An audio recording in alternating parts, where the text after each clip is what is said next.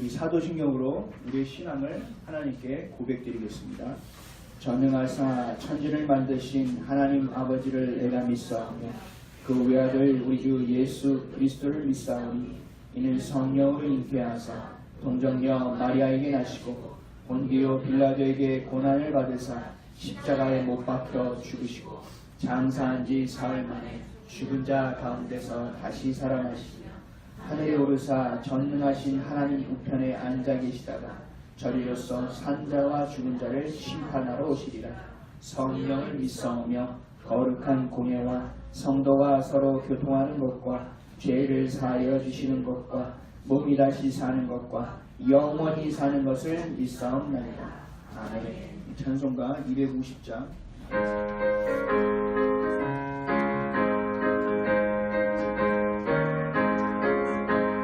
구주의 십자가 보혈로 죄 씻음 받기를 원하네. 내 죄를 씻으신 주이름 찬송합시다. 찬송합시다. 찬송합시다. 내 죄를 씻으신 주이름 찬송합시다. 죄악을 속하여 주신 분 내 속에 들어와 계시네. 십자가 앞에서 주의 찬송합시다. 할렐루야 찬송합시다. 찬송합시다. 내 죄를 씻으신 주의 찬송합시다. 주 앞에 흐르는 생명수 날 씻어 정하게 하시네. 내 기쁨 정성을 다하여 찬송합시다. 할렐루야 찬송합시다. 찬송합시다. 내 죄를 씻으신 주님 찬송합시다. 내 주께 회개한 영혼 생명수 가운데 젖었네. 흠없고 순전한 주님 찬송합시다. 할렐루야 찬송합시다. 찬송합시다. 내 죄를 씻으신 주님 찬송합시다. 아멘. 우리를 대표해서 최수진 사모님 기도해 주시겠습니다. 사랑의 하나님 아버지, 우리를 사랑하여 주셔서 지금 이 시간 이곳에서 예배자로 주님 앞에 설 수 있는 은혜를 주심을 감사드립니다. 아멘. 지난 한 주간도 많은 일들 가운데서 지켜주시고 보호하여 주신 은혜 또한 감사드립니다. 한 주간도 은혜로서 살면서도 불평하며 원망하고 감사하지 못했음을 고백합니다. 아무 자격 없이 하나님의 자녀되는 권세를 주셨는데 허망한 것에 마음을 뺏기고 살고 있음을 용서하여 주시옵소서. 이 시간 거룩하신 하나님 앞에 예배자로서 설 수 있도록 예수님의 십자가 보혈로 깨끗이 씻어 주시옵소서. 아멘. 새봄을 맞아 만물이 소생하는 이때 우리의 시들어져 있는 영혼도 새롭게 소생시켜 주시기를 원합니다. 우리의 삶이 먼저 예배자의 삶이 되게 하여 주시옵소서. 기도하라 내가 듣고 응답하겠다고 하신 하나님, 우리는 연약하니 능력이 많으신 하나님께 기도합니다. 기도로 하나님이 공급하시는 힘을 얻게 하시고 그 힘으로 가정생활도 교회생활도 사회생활도 잘할 수 있도록 주님께서 인도하여 주시옵소서. 우리가 수고하나 하나님의 도우심이 없으면 수고가 헛된 줄로 믿습니다. 필요를 채우시는 하나님께서 우리의 손길이 복되게 하시고 애쓰는 일에 풍성한 결실이 있게 하여 주시옵소서. 아멘. 삶이 어렵고 힘든 자들이 있습니다. 그들의 형편과 사정을 살펴주시고 작은 목소리에도 응답하여 주시기를 원합니다. 사역에 있으시는 목사님의 건강을 지켜주시고 주님이 원하시는 곳에서 주님의 종으로서 온전히 쓰임받을 수 있도록 인도하여 주시옵소서. 이 시간도 단위에 세우셨으니 주님께서 공급해 주시는 능력으로 담대히 전할 수 있게 하시고 전해지는 말씀이 우리의 영혼을 성장시키는 양식이 되게 하여 주시옵소서. 예배의 시종을 주님께 맡기오며 이 모든 말씀 우리를 위해 십자가에 돌아가신 예수님의 이름으로 기도드렸습니다. 아멘.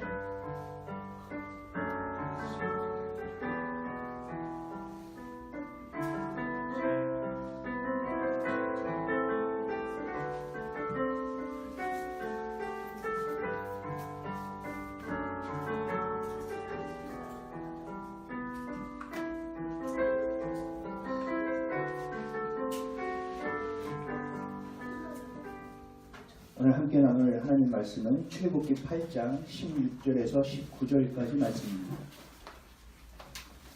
출애굽기 8장 16절에서 19절입니다.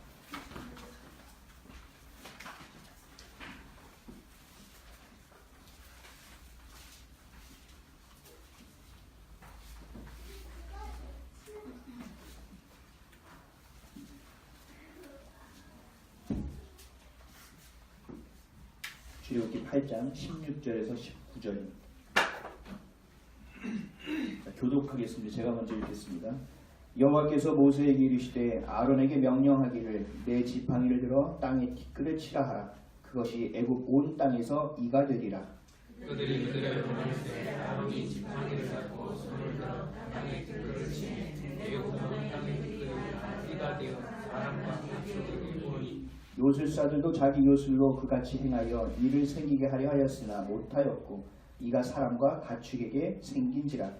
요술사가 바알에게 말하되 이는 하나님의 권능이니이다 하였으나 바알의 마음이 완악하게 되어 그들의 말을 듣지 아니하였으니 여호와의 말씀과 같더라. 아멘. 잠시 기도합니다. 너희가 내게 부르짖으며 내게 와서 기도하면 내가 너희들의 기도를 들을 것이요 너희가 온 마음으로 나를 구하면 나를 찾을 것이요 나를 만나리라. 주님께서 약속하신 이 말씀이 오늘 예배 가운데 이루어지게 하여 주옵소서. 한 주간의 우리의 삶에 매일매일의 만나가 되어질 수 있도록 인도하여 주옵소서. 그 시작이 오늘의 예배가 되게 하시고 그 끝점이 다음에 예배가 되어질 수 있도록 우리를 붙들어 주옵소서. 어떤 상황 가운데서도 주님을 예배하는 자들이 되게 하시고 우리의 마음과 상처가 아니라 하나님을 향하여 시선을 바라볼 수 있는 놓치지 않는 자들이 될 수 있도록 인도하여 주옵소서. 오늘 예배도 온전히 주님만이 주인 되어 주옵소서. 감사드리며 길이요 진리요 생명 되시고 우리의 주인 되시는 예수 그리스도의 이름으로 기도합니다. 아멘. 할렐루야. 아멘. 할렐루야. 아멘. 이 앞에 인사하겠습니다. 예수님의 이름으로 환영하고 축복합니다. 축복합니다. 우리 한 번 더 인사하겠습니다. 한 주간 수고 많으셨습니다. 한 주간 얼마나 수고가 많으셨습니까? 여기 앞에 누가 한 명이 앉아 있는데요, 좀 모르실 것 같아서 먼저 소개하고 캐나다에서 캐나다 이선생으로 불리고 있는 제 동생 이정현 자매입니다. 한번 봐주시고요. 다들 예배 집중 안 되실까봐 저기 누구야? 먼저 소개해드렸습니다. 이제 봄이 오고 있습니다. 그렇죠? 봄이 올 때는 여러 가지 힘들고 어려운 일들이 있습니다. 다시 시작한다는 의미고요. 힘들고 어려울수록 우리가 힘을 내야 될 이유는 내가 살아있다는 것을 느끼기 때문입니다. 여러분들 힘들고 어려운 것에 시선을 빼앗기지 마시고 그 가운데서 하나님 우리를 단련하여 온전히 사용되어질 수 있는 그 모습으로 빚어질 수 있도록 늘 주님께 의지하고 의탁하고 의뢰하는 우리의 삶이 되기를 주님의 이름으로 간절히 축원드립니다. 오늘은 교만을 버리고 순종하라 라는 제목으로 함께 하나님의 말씀을 나누도록 하겠습니다. 따라 하시겠습니다. 교만을 버리고 순종하라. 교만을 버리고 순종하라. 출애굽기 23번째 시간입니다. 여러분 DDT라는 거 아십니까? 여기는 굉장히 잘하시는 분들도 계실 거예요. 저는 제가 어렸을 때 아주 조금 경험했던 걸로 기억합니다. 이 DDT는 이나 벼룩을 잡는 하얀 가루입니다. 근데 이게 제가 찾아보니까 옛날에는 정말 막 몸에 비비고 다니고 막 이랬는데 뿌리고 다니고 좋다고 막 이랬던 것 같은데 이걸 제가 인터넷에 찾아보니까 알츠하이머병에 걸릴 가능성이 높다. 이 DDT를 많이 마시면 계란에서 DDT가 나온 것이 속보로 나와서 치명적이다 라는 기사도 있고요. 그러나 우리는 예전에 70년대 이 DDT라는 것이 얼마나 획기적인 약이었는지 모릅니다. 이와 벼룩 때문에 살기가 어려웠던 너무나 간지러워서 생활이 되기 어려웠던 때 이 하얀 가루를 뿌려주기만 하면 온전한 삶의 질을 찾을 수 있는 귀한 약이기도 했습니다.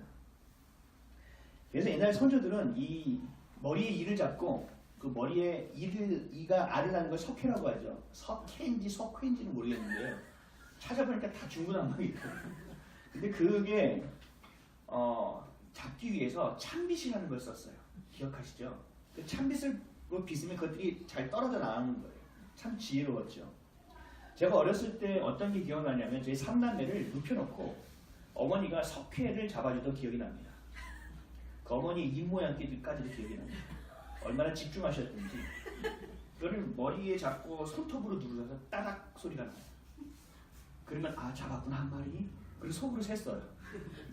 얼마까지 했는지 잘 기억이 나지 않지만 하여튼 저 때도 그런 일들을 겪었었습니다. 오늘 본문에 이가 나옵니다. 세 번째 재앙입니다. 이 이는 히브리어로 카님이라고 합니다. 근데 이 카님이라는 단어는 성경에 단 한 번밖에 나오지 않아요. 그래서 여러 부분이 나왔으면 이것이 뭐다라고 분명히 알 수 있는데 한 번밖에 나오지 않기 때문에 이게 정확하게 이다 뭐다라고는 잘 알 수가 없어요. 근데 이제 그 역사나 이런 걸 살펴보면 이일 수도 있고 모기일 수도 있고 뭐 까딱이라는 해충일 수도 있다고 얘기하더라고요. 어쨌든 사람에게 해가 돼서 사람이 살기 참 어렵게 하는 해충이라는 것입니다. 하나님은 나일강을 피로 만드셨고 개구리를 무트로 옮겨오실 때는 경고하셨어요.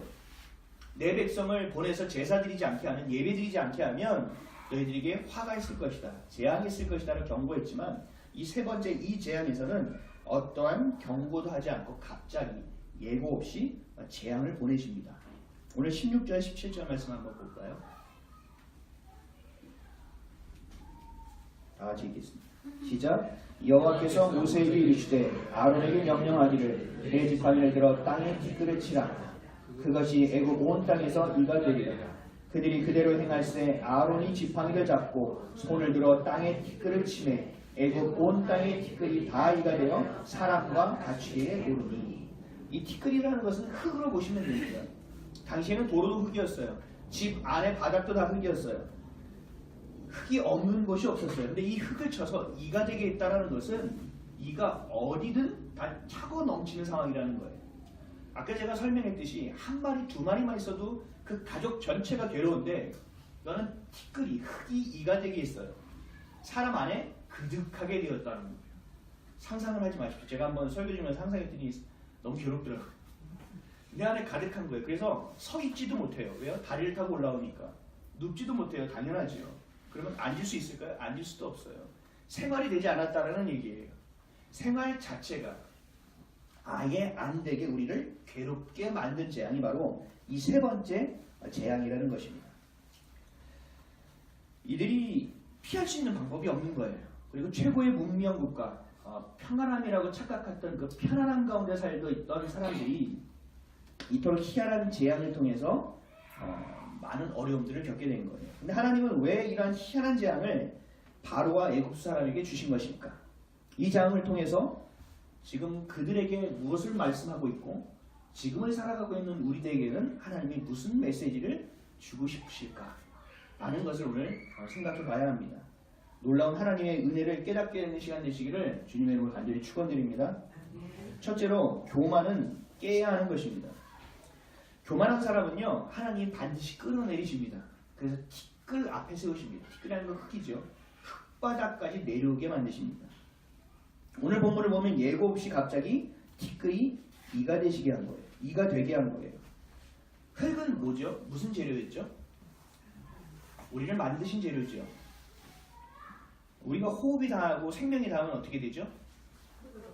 한 줌 흙으로 돌아가죠. 우리가 추구하고 있는 지식과 학력과 스펙과 여러분들이 지금 가장 중요하다고 생각하는 것들도 흙으로 돌아간다는 거예요. 바벨론 제국을 다스렸던 느부갓네살 왕이라는 분이 있었습니다. 굉장히 두려움의 대상이었죠. 이 왕으로 인하여 남유다까지도 멸망하게 되었어요. 근데 그 느부갓네살이 굉장히 교만했는데 성경에서 사라질 때의 마지막 모습은 좀 많이 달랐어요. 다니엘 4장 37절 말씀을 보면 그러므로 지금 나 느부갓네살은 하늘의 왕을 찬양하며 칭송하며 경배하노니 그의 일이 다 진실하고 그의 행하심이 의로우시며 교만하게 행하는 자를 그가 능히 낮추심이라. 아멘. 느부갓네살 왕이 지금 하나님을 향하여 이렇게 고백하고 있는 거예요. 세상에서 두려울 것이 없는 이 바벨론 왕이 얼마나 여러 가지의 일들을 겪었으면 하나님을 향하여 찬양하겠냐는 거예요. 그리고 자신이 얼마나 교만한 자인지를 깨달았기에 그 교만한 자를 하나님이 싫어하시고 그 교만한 자를 하나님이 낮추신다라고 고백한 거예요. 어떻게 보면 잠언에 있는 내용과도 너무나 일치하는 내용이기도 합니다. 교만에 대한 징계는요, 바로의 교만에 대해서 하나님이 징계를 내리듯이 바로 즉시 하나님이 일을 행하십니다. 교만이 우리 가운데 있게 될 때 우리는 비참함을 겪을 수밖에 없게 되기 때문에 그래요. 빨리 회개하고 빨리 돌아오라는 거죠. 하나님 교만한 꼴을 못 보신다는 거예요. 4세기 수도사들이 있었어요. 이 수도사들은요, 세상과 등을 지고 와서 어떻게 하면 하나님을 찬양하며 어떻게 하면 하나님께 온전한 사람들이 될 수 있을까 고민하며 수행했던 사람들이에요. 근데 이 사람들이 죄에 대해서 7가지를 기록했습니다. 가장 경계해야 될 죄. 한번 들어보세요. 교만, 질투, 분노, 나태, 탐욕, 탐심, 정욕. 이 7가지를 가장 경계해야 한다. 그 중에 첫 번째가 뭐였어요? 교만이라는 거예요. 교만은 죄가 우리에게 들어올 수 있는 가장 능력 있는 통로가 되어지기 때문에 그렇습니다. 아담과 하와를 한번 기억해 보시죠. 아담과 하와는 첫 인류는 어디서부터 죄가 시작됐죠? 탐욕이라고 생각하는데요. 그렇지 않습니다. 오늘 창세기 3장 1절에서 5절 제가 한번 읽어볼게요. 잘 들어보세요. 그런데 뱀은 여호와 하나님이 지으신 들짐승 중에 가장 간교하니라. 뱀이 여자에게 물어 이르되 하나님이 참으로 너희에게 동산 모든 나무의 열매를 먹지 말라 하시더냐. 여자가 뱀에게 말하되 동산 나무의 열매를 우리가 먹을 수 있으나 동산 중앙에 있는 나무의 열매는 하나님의 말씀에 너희는 먹지도 말고 만지지도 말라. 너희가 죽을까 하노라 하셨느니라. 뱀이 여자에게 이르되 너희가 결코 죽지 아니하리라. 너희가 그것을 먹는 날에는 너희 눈이 밝아져 하나님과 같이 되어 선악을 알 줄을 하나님이 아심이니라. 아멘. 그 다음에 그 말을 듣고 선악과를 보니 먹음직하고 보암직한 거예요. 이게 뭐냐 하면 이들이 먼저 이 하나님이 먹지 말란 선악과를 취하려고 했던 이유는 너희들이 그것을 먹으면 하나님과 같이 된다라는 말이었어요. 하나님이 모든 것을 창조하시고 우리 위에 계신 유일한 하나님인데 그 하나님과 같이 된다는 말에 혹하게 되어진 거예요. 교만은요, 죄의 시작점이에요. 죄는 하나님을 하나님으로 알지 못하게 합니다. 죄는 삶의 중심을 오직 나에게로만 치중하게 만들어버립니다. 그래서 교만은 우리가 회개해야 되는 거예요. 이스라엘 초대왕이었던 사울은 하나님께 범죄했어요. 그리고 회개했어요. 그러나 진실한 회개가 아니었어요. 사무엘상 15장 30절에 사울이 이르되 내가 범죄하였을지라도 이제 청하옵나니 내 백성의 장로들 앞과 이스라엘 앞에서 나를 높이사 나와 함께 돌아가서 내가 당신의 하나님 여호와께 경배하게 하소서 하더라. 들어보면 진실한 기도처럼 보이죠. 그런데 사울은 하나님을 향하고는 있지만 그 중심이 자기에게 있었어요. 이 문맥을 다시 한번 보면 내 백성의 장로들 앞과 이스라엘 앞에서 나를 먼저 높여달라고 이야기하는 거예요. 뭔지 아시죠? 하나님 내가 왕인데 하나님 체면이 있는데 하나님 일단 나부터 세우셔야 제가 가서 하나님을 찬양하겠나이다. 제가 저를 세워주시면 제가 사람들을 이끌겠습니다라고 이야기하고 있는 거예요. 진실한 회개처럼 보여지지만 그 중심에 누가 있다? 내 자신이 있다라는 거예요. 이것이 바로 교만이라고 이야기하는 것입니다. 우리의 모습은 어떻습니까? 여러분 교만에 대한 정의를 제가 몇 번을 말씀드렸는데 정확하게 하셔야 돼요. 교만은 목에 깁스를 입고 있는 척하고 또 있는 사람들이 더 많이 있는 척하고 이렇게 거스름 피고 다니는 게 아니에요. 이거는 정말로 1차원적인 교만의 정의예요. 수도사들이 가장 경계했던 것처럼 이 교만이라는 것은 우리의 삶에 언제든지 틈타려고 보고 있거든요. 없는 사람도 교만할 수 있습니다. 어떤 사람들이냐면요. 제가 예를 몇 개 들어볼게요. 하나님을 믿는 것처럼 보여지는데 결국 하나님은 내 필요에 의해 존재하시는 분이 되어진다. 여러분이 기도를 한번 생각해 보세요. 내가 하나님을 하나님으로 여기고 있는데 내가 하나님께 구하고 있는 것들은 내 필요예요. 그런 사람들도 교만한 사람이라는 거예요. 교회에 봉사하고 헌신하고 열심을 다해요. 근데 하나님만을 향하는 것이 아니라 사람들에게 칭찬받고 싶어요. 그리고 사람들이 나를 인정해 줬으면 좋겠어요. 중심에 누가 있어요? 하나님이 아니에요. 하나님을 빙자한 내가 있는 거예요. 많은 헌금을 해요. 헌금을 많이 하면 초대교회도 그랬어요. 그러면 사람들이 믿음이 좋다고 얘기해요. 야, 어떻게 이런 헌금을 할 수 있는가? 근데 그 헌금을 하면서 믿음이 좋은 것처럼 보여지지만 이 사람의 마음의 중심에는 내가 교회에서 정말 필요한 사람이다라는 마음이 있어요. 그리고 교회에서 내가 조금 더 인정받고 싶다라는 마음이 있어요.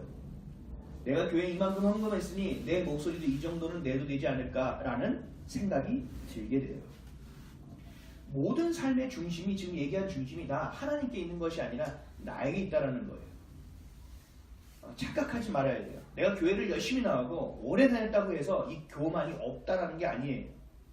내 마음의 중심이 진실하게 주님 앞에 내려놓지 않고 내 자아가 비워지고 주님의 것으로 채워지지 않는 이상, 어떤 일이 있을 때 하나님이 아니라 내가 먼저 상처받게 되어지는 이상 내 안에는 교만이 분명하게 들어져 있다라는 거예요. 이게 보기가 참 어렵지만 여러분들이 보셔야 돼요. 그렇지 않으면 여러분들이 드리는 예배가 되어질 수 없어요. 여러분이 드리는 헌신은 헌신으로 인정되어지지 않아요. 이게 얼마나 중요한 일인지를 잘 아셔야 됩니다. 삶과 생각, 마음이 그리스도를 향하지 않고 하나님의 사랑을 향하지 않고 십자가를 향하지 않아요. 모든 것이 나 스스로에게 늘 놓여져 있어요. 내 감정과 생각이 어떠한 환경으로 인하여 좌지우지돼요. 이것도 여러분들이 교만이에요. 내가 이럴 수밖에 없어. 이런 환경 가운데서 자랐으니까, 이렇게 됐으니까 라고 생각할지 모르지만 그 상처받는 것도 여러분들이 중심에 있기 때문에 먼저 상처받게 되는 거예요. 여러분들이 그런 환경에 접했을 때 이렇게 기도해 보셨어요? 하나님 들으셨어요? 라고 기도해 보신 적 있으세요? 나를 힘들고 나를 흔드는 그 사람이 얘기했을 때 뭐라고? 이렇게 하기 전에 하나님 내가 어떻게 반응해야 되라고 물어보신 적 있으세요? 상처받고 안 아픈 척 하는데 집에 가서 하고 쓰러지면서 내가 이렇게 아팠구나 라고 생각되는 경우가 없으셨어요? 이것이 다 내 삶이, 내가 내 삶의 중심이 되어 있다는 증거예요. 이걸 속에서 우리가 그것을 느낄 때마다 뭐 해야 되냐? 무릎 꿇어야 되는 거예요. 하나님, 내가 또 내 삶의 중심을 나로 세웠습니다. 십자가라고 하면서 예수 그리스도를 믿는다고 하면서 그 앞에 세우면서 허수아비를 세워놓고 내 스스로가 우상이 됐습니다 라고 회개하고 기도할 수 있는 수준들이 되어져야 돼요. 그것이 바로 분별이라고 이야기하는 것입니다. 삶의 중심이 철저히 나에게 고정되어 있는지, 내 시선이 오늘도 십자가를 향하여 나아가고 있는지를 여러분들이 잘 살펴봐야 돼요. 교만은 나에게로 향하게 해요.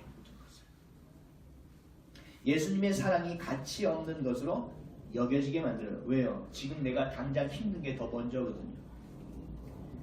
성령님이 내 삶을 주관할 수 없도록 만들어요. 왜요? 지금 분노가 나고 화가 나고 급하니까 내가 먼저 해야 되거든요. 우리는 이것을 교만이라고 얘기하는 거예요. 이럴 때 결과가 뭐가 나오는지 아세요? 하나의 결과가 나와요. 근데 너무나 무서운 결과예요. 하나님과 멀어지는 결과가 오게 됩니다. 마치 여러분들이 죄를 마음을 다해 받아들이는 것과 똑같은 상황이 벌어지게 되는 거예요. 성경은 이렇게 얘기합니다. 마태복음 23장 12절에 누구든지 자기를 높이는 자는 낮아지고 누구든지 자기를 낮추는 자는 높아지리라. 아멘. 높아지는 것이 나쁜 것이 아니에요. 그러나 높아지기 위한 내 동기와 마음이 어디에 있느냐예요. 우리가 높아지는 거는요, 내가 높아지는 게 아니에요. 하나님이 높여주시는 거예요. 그렇죠? 그것을 내가 높아지려고 하는 것은 내가 하나님보다 앞서간다라는 것을 증명하는 거예요. 때로는 이런 게 있어요.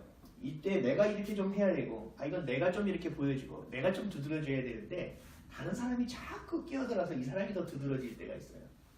저도 그런 걸 종종 느껴요. 그럴 때 마음이 상해요.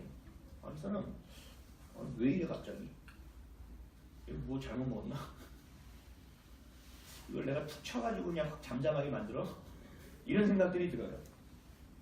근데 그럴 때 바로 분별하는 거죠. 내가 왜 자꾸 기분이 나빠지고 있지? 내가 왜 이 사람이 얘기하는 거에 자꾸 거슬리지? 이 사람이 앞서야 될 때, 내가 앞서야 될 때 이 사람이 먼저 앞선 것인가? 이런 걸 생각하기 전에 왜 거슬리냐? 하나님이 말씀하시는 것, 이 안에서 행하시는 것이 무엇인지를 먼저 보지 못하고 있구나라고 여러분들이 생각해야 돼요. 우리는요 하나님께 속해 있는 자녀예요. 백성이에요. 하나님이 책임져 주시잖아요. 여러분들이 바득바득 올라가려고 하지 않아도 하나님 앞에 여러분들이 티끌 앞에서 무릎 꿇고 주님을 바라보면 주님이 높이신다라는 거예요. 여러분들이 높아지려고 할 때 어떤 일이 발생하는지 알아요? 상상을 초월하는 상처와 아픔과 어려움들이 생기게 돼요. 이게 뭔지 아세요? 죄의 대가예요. 교만의 대가예요. 그걸 내가 먹어야 돼요.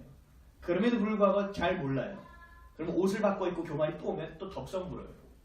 마치 우리가 먹이도 아닌 이상한 플라스틱을 던졌는데 물고기들이 보고 그를 넙죽넙죽 물고 따라오는 것과 똑같아요.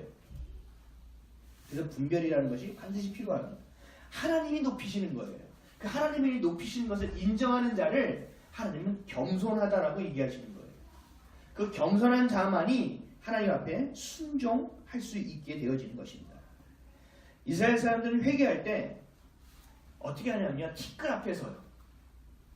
높은 자리에서 내려와요. 왕뿐만 아니라 모든 권위 있는 사람이 어떻게 하냐면 땅으로 내려와요. 그래서 무릎 꿇고 기도해요. 이것도 안 되죠. 자신의 귀한 옷을 찢어요. 이것도 안 되죠. 그럼 머리 위에 재를 뿌려요. 가장 먼저 하는 것이 티끌 앞에 쓰는 거예요. 티끌.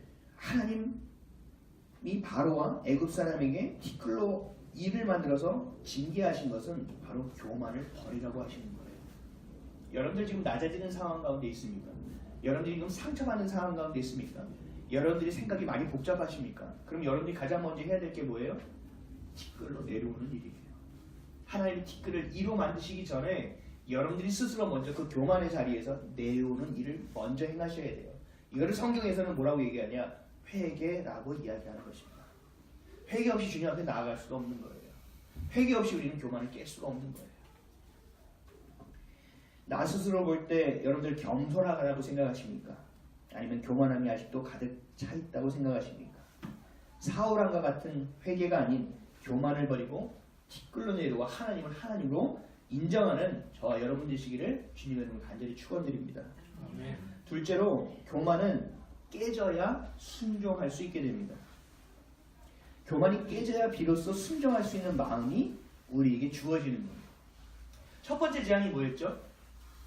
나일강을 피로 만드셨죠. 그랬을 때 애굽의 요술사들이 나와서 어떻게 했어요? 똑같이 했죠. 근데 여러분 잘 생각하세요. 나일강 물을 피로 만들었으면 요술사들이 나오면 이 자식들이 모세 아론을 보고 야, 자 하고 팔을 걷잖아요. 그리고 해야 될 일은 뭐예요? 나일강을 다시 나일강으로 복귀시키는 일을 해야 되죠. 근데 그렇게 못해요. 왜요? 가짜는 흉내내고 모방할 수밖에 없어요. 그렇죠? 둘째는 뭐였어요? 재앙? 개구리였죠. 하나님이 주신 질서 안에서 물가에만 살아야 되는 거 하나님이 질서를 열어서 개구리들이 모든 곳을 퍼져 있게 만들었어요. 심지어 바로의 침상위까지 올라갔어요. 그래서 바로의 권위를 완전히 무너뜨려 버리십니다. 바로의 말 한마디면 모든 것이 움직일 수 있는 이 교만함의 정점에 있던 바로였는데 개구리로 무너져 버린 거예요.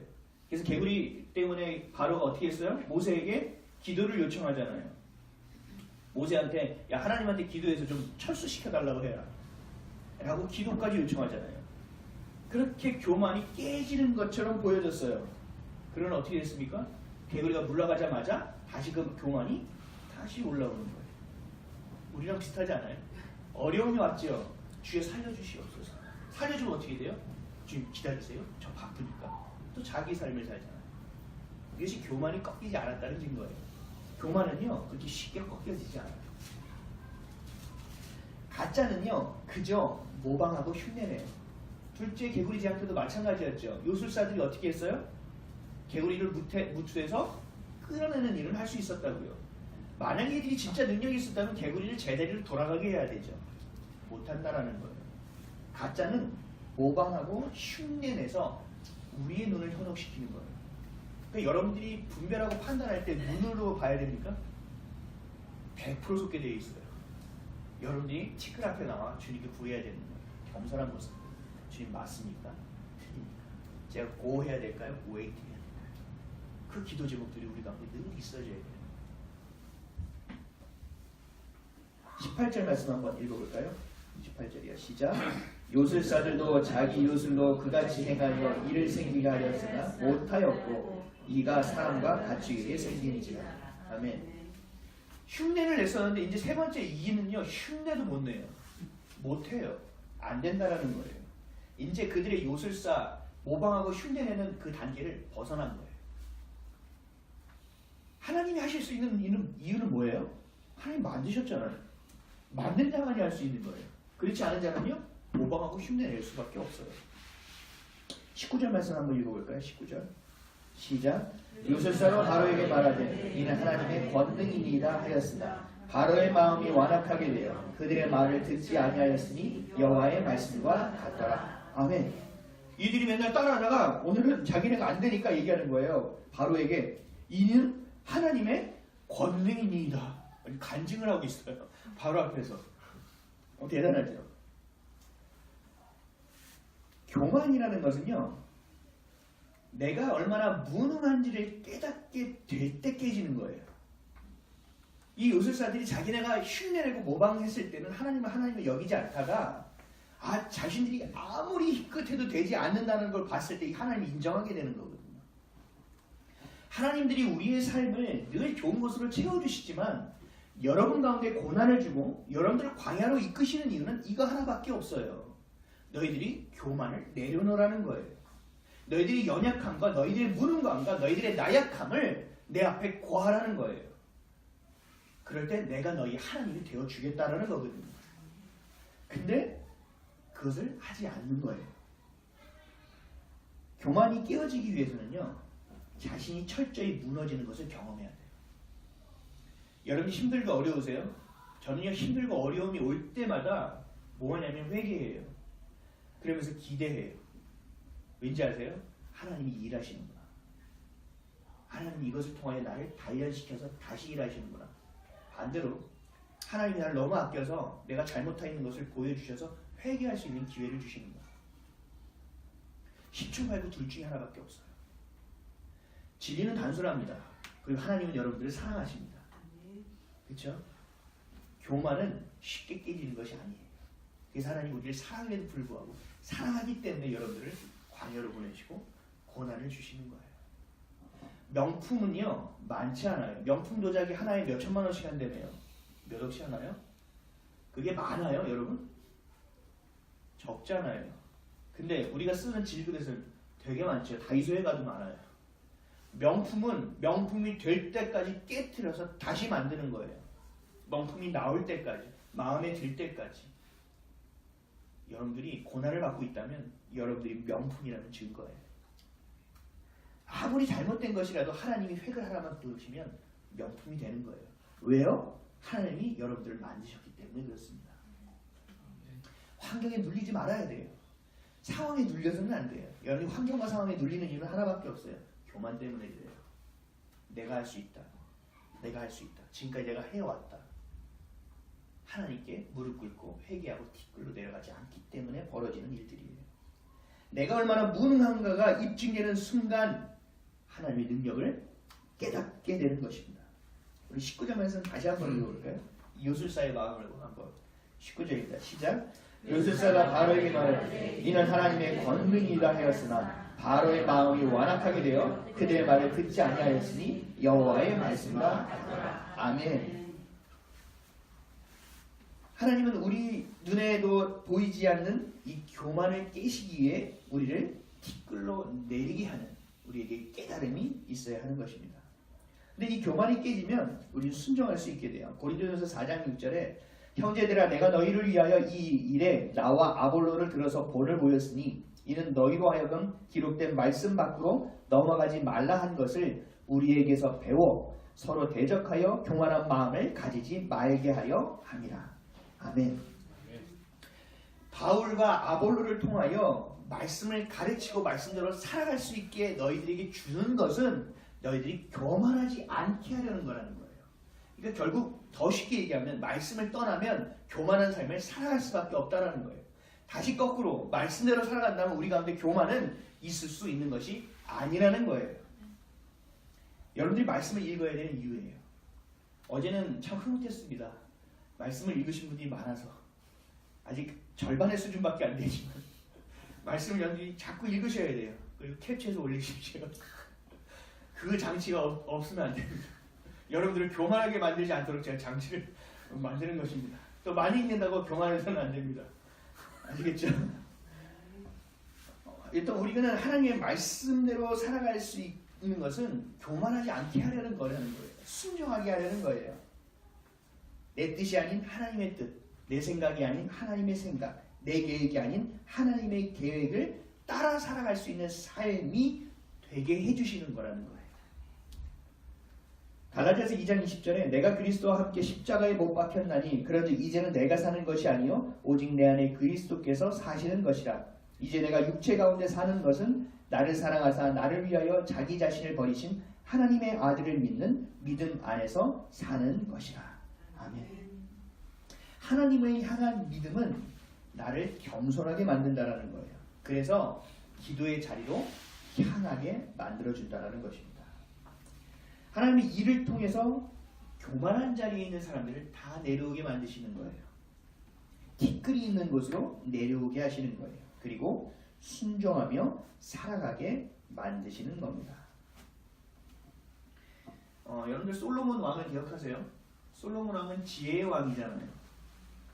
근데 이 솔로몬 왕은 모든 것이 하나님께 있다는 것, 그리고 내게 있는 것이 없다는 것을 분명히 깨달았어요. 그래서 이게 지혜라는 거거든요. 근데 이 지혜자가 이렇게 고백해요. 전도서 9장 1절입니다. 이 모든 것을 내가 마음에 두고 이 모든 것을 살펴본즉 의인들이나 지혜자들이나 그들의 행위나 모두 다 하나님의 손 안에 있으니 사랑을 받을는지 미움을 받을는지 사람이 알지 못하는 것은 모두 그들의 미래의 일들임이니라. 아멘. 모른다라는 거예요. 근데 그게 누구에게 있다고요? 하나님께 있다라는 거예요. 하나님이 40년 동안 이스라엘 백성을 광야에서 돌리신 이유는 여러 가지가 있죠. 순종하지 못했다라는 것도 있고 약속을 온전히 믿지 못했다라는 것도 있고 원망과 불평을 했다라는 것도 있어요. 그러나 그것보다 더 중요한 것이 있어요. 40년 동안 하나님은 다른 것을 보지 못하게 하시는 거예요. 환경을 보고 원망하고 그래 너 계속 봐봐 원망이 나오나. 40년 동안 똑같은 길을 보고 네가 원망 하나 나보자. 그러면서 하나님은 시선을 돌리게 만들어요. 어디로요? 구름기둥으로. 구름기둥을 보고 걷다가 멈추면 어떻게 해요? 다 짐을 풀고 다시 자신들의 생활에 돌아가는 거예요. 그리고 밥을 먹다가 갑자기 구름기둥이 떠나면 어떻게 돼요? 얼른 채비를 내서 다시 구름기둥을 따라가는 훈련을 40년 동안 한 거예요. 이게 무슨 훈련인지 아세요? 교만을 깨는 훈련이에요. 내가 오늘 쉬고 싶어. 오늘은 가면 안 돼. 오늘 날씨를 보니까 아닌 것 같아. 내가 지금껏 살아온 경험과 이성과 지식으로 봤을 때 이건 아니야 라고 생각할지라도 주님이 일어나라고 하면 일어나는 거예요. 그리고 오늘은 걷기 너무 화창한 날씨야. 오늘 걸으면 정말 많이 걸을 수 있을 것 같아. 오늘 걸으면 지치지 않을 수 있을 것 같아. 구름기둥이 그 자리에 있는 거예요. 그러면 우리는 멈춰져야 되는 거예요. 그 훈련이에요. 이게 무슨 훈련입니까? 교만을 깨는 훈련이고 순종하는 훈련이에요. 근데 이것이 교만이 깨지기가 그렇게 어려운 거예요. 몇 년이 걸렸다고요? 40년이 걸렸어요. 심지어 그 1세대들은 약속의 땅에 들어가지 못했어요. 사랑하는 성도 여러분, 교만은 깨지기가 너무 어려운 것입니다. 여러분 너무 많이 가지 마세요. 정말 어린아이와 같이 일이 있을 때마다 무릎 꿇으세요. 힘들고 어려운 일인 것처럼 여겨지는 순간에 내 감정에 동요되기 전에 그 틈에 먼저 주님을 향하세요. 교만이라는 것이 처음부터 틈타지 않게 해야지 그것이 내 속에 이미 들어와 버리면 내가 인지도 못하는 상황이 발생하게 되는 거예요.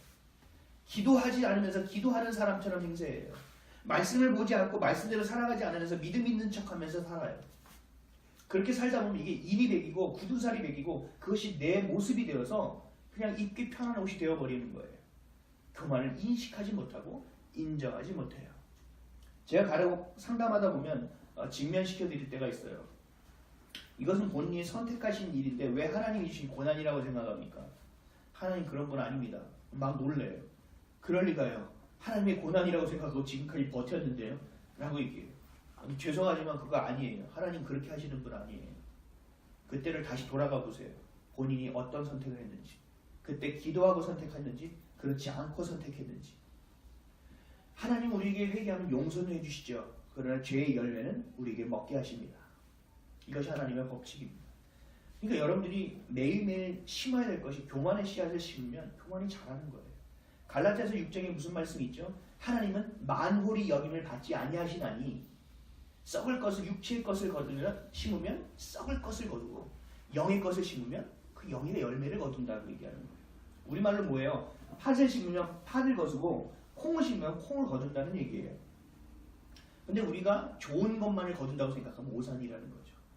여러분이 나태와 게으름이 심으면 하나님 용서해 주시죠. 그러나 그 열매가 자랐을 때 그 열매 내가 먹어야 된다는 거예요. 이게 굉장히 무서운 거예요. 교만이라는 것은 여러분이 철저히 보고 필터링해서 걸러낼 수 있어야 돼요. 근데 그것이 잘 안 된다는 것이죠. 그래서 성경은 뭐래요? 깨어있으라. 깨어있으라. 다른 시선과 눈으로 봤을 때 절대 분별하지 못한다. 내가 너에게 준 그 말씀이라는 잣대, 내가 너에게 보내준 그 성령 하나님의 눈으로만이 이것이 진짜인지 아닌지를 분별할 수 있기 때문에 떠나지 말라는 거예요. 내 곁에 있으라는 거예요. 보이든 보이지 않든 하나님께 아뢰고 되든 안 되든 모든 것이 합력하여 선을 이룬 하나님이라는 것을 내가 믿어내야 된다는 것입니다. 솔로몬뿐만 아니라 예수님도 이렇게 말씀하셨어요. 아직까지도 교만한 자들에게 이렇게 권면하십니다. 마태복음 16장 24절에서 25절입니다. 이에 예수께서 제자들에게 이르시되 누구든지 나를 따라오려거든 자기를 부인하고 자기 십자가를 지고 나를 따를 것이니라. 누구든지 제 목숨을 구원하고자 하면 잃을 것이요 누구든지 나를 위하여 제 목숨을 잃으면 찾으리라. 아멘. 아까 그거랑 똑같아요. 너희가 높아지고 싶냐? 낮아져라. 그 높이는 건 내가 한다. 이거 똑같은 말씀이에요. 너희가 아프고 힘들다고 살려고 바득바득 이를 물고 악으로 깡으로 살아가는 거 내려놓으라는 거예요. 너는 내 자녀인데 자녀로서의 그 정체성을 놓치지 말라는 거예요. 그 힘들고 어려운 건 내가 알고 있다라는 거거든요. 기다리라는 거거든요. 그 안에서 너는 교만하지 말고 상처를 보고 환경을 보는 것이 아니라 주 너의 하나님이 됨을 오늘도 목도하라는 거예요. 너희는 가만히 있어 내가 하나님 됨을 알지어다. 두려워하지 말고 놀라지 말라 라고 분명하게 똑같은 이야기를 우리에게 수도 없이 반복하고 있는 거예요. 사랑하는 성도 여러분, 그래서 여러분들이 기도해야 돼요. 그 자리를 놓쳐서는 안 돼요. 믿음의 눈을 놓쳐서는 안 돼요. 우리의 눈으로 봤을 때 십중 팔구 속습니다. 이 거짓을 모방하고 흉내내는 것을 보고 되네 하고 나도 모르게 그 마음이 이끌려 흘러가게 되어 있어요. 우린 너무나 연약하거든요. 그리고 우린 너무나 악하거든요. 죄성으로 돌아가고 하는 본성이 오늘도 꿈틀대고 있거든요. 이것을 깰 수 있는 방법은 기도의 자리밖에 없어요. 그건 내 안에 내가 아닌 하나님의 말씀을 채워놓고 성령님이 내 안에 와주셔서 주관해달라고 기도하는 방법밖에 없다는 것입니다. 사랑하는 성도 여러분, 힘드십니까? 아니면 허망한 삶이라고 여기며 매일 같은 일상을 걸어가고 계십니까? 아니면 나는 잘하는데 남들 때문에 내 처지가 지금 같은 거라고 혹시 합리화시키고 있지는 않습니까? 내가 왕년에는, 내가 옛날에는 이라며 아직도 옛날에 살아가고 있습니까? 아니면 내가 왜 아직도 하나님을 믿어야 하는지 모르고 계십니까? 이것은 교만을 내려놓지 못하고 있기 때문에 그런 것입니다. 기도도 그렇습니다. 내가 원하는 것만, 내가 처한 상황만 기도해서는 안 됩니다. 예수님의 기도를 들으면 기도에 어떻게 해야 되는지 알 수 있습니다. 마태복음 26장 39절에 조금 나아가서 얼굴을 땅에 대시고 엎드려 기도하여 가라사대 내 아버지여 만일 할만하시거든 이 잔을 내게서 지나가게 하옵소서. 그러나 나의 원대로 마옵시고 아버지의 원대로 하옵소서 하시고. 아멘. 우리가 기도할 때 하나님이 들어주실 거라는 기대를 하고 바라보면서 기도하지만 기도의 말미에 무엇가 되어야 돼요? 우리의 주권을 하나님께 내어드리는 것이 되어야 돼요. 제가 이 설교를 준비하면서 하나 회개한 것이 있어요. 저희 아내가 서울에서 그만두고 김포로 올 때 김포로 오는 것이 되게 당연하게 생각했어요. 저는 그것을 믿음이라고 생각했어요. 근데 튀어가지고 파주로 갔단 말이죠. 그래서 제가 잠시 시험에 들었어요. 하나님 뭐예요 지금? 하나님 장난하는 그만. 하나님 이러시면 안 되죠. 곤란합니다. 어떻게 결단을 내렸는데 하나님 우리가 어떻게 기도했는데 하나님 이러실 수가 있습니까? 라고 기도했어요. 근데 이 기도에 잘못된 건 뭐죠? 오늘 설교 들으니까 아시겠죠? 완전 잘못된 기도죠. 뭐예요? 마지막에 잘못했죠. 마무리를. 그러나 내 원대로 마옵시고 하나님의 계획하심과 하나님의 뜻 안에 우리가 있기를 원합니다. 어떠한 응답이 있던지 간에 우리가 순종하여 마음에 받아들여 그 길을 걸어내기를 원합니다라는 기도를 하지 않았다라는 거예요. 제가 오늘 말씀을 준비하면서 회개했던 내용이에요. 사랑하는 성도 여러분, 매일같이 점검하셔야 됩니다. 그리고 티끌로 내려오셔야 합니다. 그리고 교만을 깨는 작업을 아프고 힘들더라도 매일 하셔야 됩니다. 한순간에 깨어지지 않아요. 이 교만은 40년을 돌아도 안 되는 거예요. 매일처럼 틈타지 않도록 내가 우선이 되는 것이 아니라 하나님이 우선이 될 수 있도록, 내 감정이 중요한 것이 아니라 물론 하나님은 중요하게 보시지만 하나님이 전부가 되어질 수 있도록 여러분이 섬기고 믿고 나아가면 그 마음은 하나님이 만져주십니다. 어떠한 위로와 비교할 수 없는 평안과 기쁨과 사랑으로 위로해 주십니다. 그래서 하나님의 말씀을 인정하고 믿음으로 통해 교만의 마음이 사라지고 순정함의 마음이 부어지는, 그래서 기쁨으로 살아가는 한 주 되시기를, 그런 저와 여러분 되시기를 주님의 이름으로 간절히 축원드립니다. 기도하겠습니다. 사랑의 하나님 고맙습니다. 오늘 교만을 버리고 순종하라는 제목으로 하나님의 말씀을 보았습니다. 하나님 티끌을 이로 바꾸심으로 모든 높이 있는 바로와 만민들을 땅으로 내려오게 하신 하나님, 그 교만을 깨시는 하나님, 우리가 미리 먼저 티끌로 내려와 하나님을 바라보며 묵상하며 기도하며 내가 맡기는 자들이 되어지게 하여 주옵소서. 그럴 수 있는 믿음을 우리에게 허락하시고 그럴 수 있는 마음의 중심을 성령님 잡아주시옵소서. 한 주간 살아갈 때 교만을 철저히 깨게 하시고 보게 하시고 알게 하여 주시어서 하나님 순종의 일로 걷는 자들, 그런 참 기쁨과 자유함을 맛보는 우리가 되어질 수 있도록 인도하여 주옵소서. 감사드리며 예수 그리스도의 이름으로 기도드립니다.